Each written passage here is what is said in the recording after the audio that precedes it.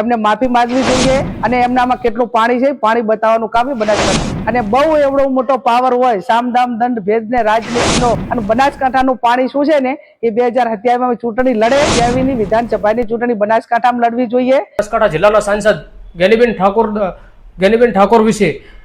જગદીશ વિશ્વકર્મા દ્વારા એક ટિપ્પણી કરતા ક્યાંક ને ક્યાંક સમગ્ર ઠાકોર સમાજમાં અત્યારે રોષ ભોગવી રહ્યો છે અને બાબતે ક્યાંક ને ક્યાંક ઠાકોર સમાજમાં અત્યારે ખૂબ જ નારાજગી અને ઠાકોર સમાજમાં ખૂબ જ રોષ જોવા મળી રહ્યો છે। જેમ કે સોશિયલ મીડિયાના અત્યારે દરેક પ્લેટફોર્મ પર લોકો ખૂબ મોટી સંખ્યામાં વિરોધ નોંધાવી રહ્યા છે। આમ તો મેં કીધું કે ભાઈ બનાસકાંઠા જ્યારે હું લોકસભાની ચૂંટણી લડતી હતી તો ત્યાંના મતદારો 18 આલમ 36 કોમે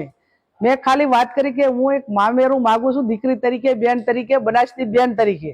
અને સમગ્ર બનાસકાંઠાની જનતાએ એ ખોબલે ને ખોબલે વોટ આપીને એક જે સંસ્કૃતિ ને એક પરંપરા હતી એને સાચવી રાખવાનું કામ એ બનાસકાંઠાની જનતાએ 2024માં કર્યું।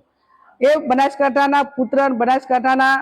દીકરા તરીકે જ્યારે એ વાત કરે છે ત્યારે એ બનાસકાંઠાની જનતાનું એમને અપમાન કર્યું છે,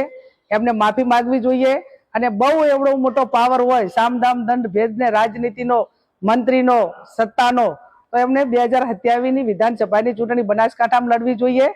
અને હું પણ મારા મોવડી મંડળને વિનંતી કરીશ કે જ્યાં પણ જગદીશભાઈ વિશ્વકર્મા ચૂંટણી બનાસકાંઠામાં લડવા માંગતા હોય ત્યાં મને પણ ટિકિટ આપે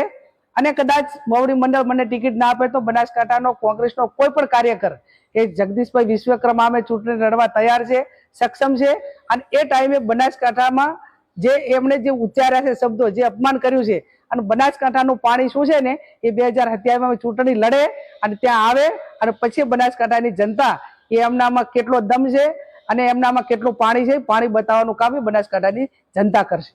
થેન્ક યુ।